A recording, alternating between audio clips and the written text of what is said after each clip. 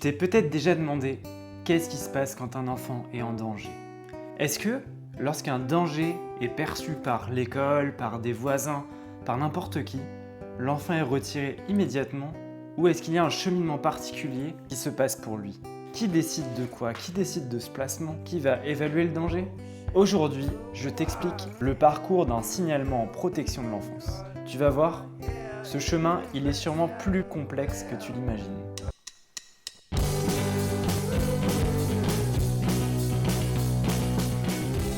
Pour commencer, qu'est-ce que c'est un signalement? On va différencier les informations préoccupantes des signalements. Les informations préoccupantes, c'est ce qui va se faire le plus généralement. C'est-à-dire qu'on va percevoir qu'il y a un danger ou quelque chose qui ne va pas. Par exemple, l'école qui va percevoir un enfant qui vient avec des bleus ou qui vient très sale régulièrement. En fait, ça peut être vraiment très vaste. Ça va être une information qui va être souvent rédigée ou qui peut être donnée à l'oral mais qui va être rédigée par un professionnel par la suite. L'information préoccupante, c'est quand il y a une suspicion de danger ou de risque de danger pour l'enfant. Le signalement, lui, ça va être un peu l'étape au-dessus, c'est-à-dire qu'il y a une infraction qui est déjà quasiment constatée. Par exemple, la police qui intervient et qui voit un enfant avec des bleus et une situation qui vient tout juste de se passer. Vraiment, quand on est sur de l'urgence, ça va être plus poussé, ça va être plus rapide au niveau du signalement, puisque là, on va constater l'infraction directement, ou alors l'enfant va rapporter des propos et ça va enclencher des choses plus rapidement. Je t'explique tout ça.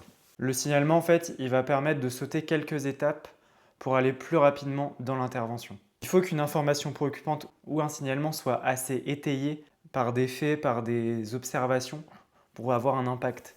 Ça ne peut pas être simplement des suppositions, il faut apporter des observations supplémentaires.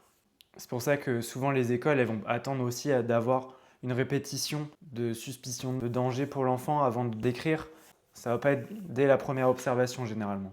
Donc l'information préoccupante, son chemin, ça va être qu'elle va être envoyée dans la cellule de recueil des informations préoccupantes. Il y en a une dans chaque département. C'est une cellule qui va recueillir ces informations préoccupantes, les analyser et ensuite donner une réponse selon la situation. La CRIP va donner 3 réponses possibles. Soit elle va classer sans suite cette information préoccupante si ça manque d'éléments ou si le danger ne semble pas si important. Ça peut mener à une évaluation sociale si elle est inquiète pour justement voir par la suite qu'est-ce qu'on fait. Est-ce qu'une mesure éducative sera demandée au juge ou non? Ou alors ça peut être envoyé et transformé justement en signalement et envoyé au parquet. En fait, les signalements, eux, ils vont directement à cette étape-là. Ils vont être envoyés au procureur de la République. Donc le procureur de la République, c'est un magistrat qui va être garant du respect de la loi. Il fait partie d'un ministère public et il va pouvoir enclencher des enquêtes, enclencher des poursuites. Et à partir de ce signalement, il va pouvoir, pareil, faire plusieurs actions, soit classer sans suite, si c'est pas assez étayé ou que le danger n'est pas avéré, soit saisir le juge des enfants, qui pourra ensuite potentiellement ordonner un placement provisoire, qui va mettre l'enfant en placement d'urgence. Donc en moins de 24 heures, l'enfant devrait être placé. Ou alors, demander aussi une évaluation sociale s'il n'y a pas une urgence et qu'il vaut mieux identifier qu'est-ce qui sera le mieux pour cet enfant par la suite. Donc j'ai parlé plusieurs fois d'évaluation sociale. Quand l'évaluation sociale est enclenchée, c'est quoi ça? C'est des travailleurs sociaux qui vont être amenés à rencontrer la famille. Souvent l'évaluation va durer environ 3 mois, ça peut être plus ou moins selon la durée d'instruction qui est demandée. La famille va aller au domicile, va rencontrer les parents, les enfants. Elle va essayer de comprendre le contexte global des enfants, qu'est-ce qui a amené à cette évaluation sociale, et voir les compétences parentales, si vraiment il y a un danger, si c'est une situation particulière qui a amené ça, ou si c'est une incapacité. Le but, c'est vraiment d'être précis dans ce qu'on va comprendre de la famille pour amener une réponse qui soit pertinente. Le placement, on rappelle que ça reste extrêmement violent pour l'enfant, que c'est vraiment un dernier recours qui est cherché à être évité au maximum. C'est pas un plaisir pour les gens de placer les enfants. C'est simplement que quand on en arrive là, c'est vraiment qu'il n'y a pas d'autre solution. Avant ça, j'ai présenté une vidéo avec les différentes mesures. Vous avez plein de mesures possibles où l'enfant reste à la maison, mais c'est des personnes qui viennent rencontrer les familles. Je vous laisse aller voir ma précédente vidéo si ça vous intéresse. Et donc après cette évaluation, Soit il n'y a pas de danger avéré et il ne va rien se passer pour la famille, justement ça va être qu'il y a une situation particulière qui a amené cette information préoccupante au signalement, mais qui était vraiment particulière et qui ne va pas poser de problème par la suite.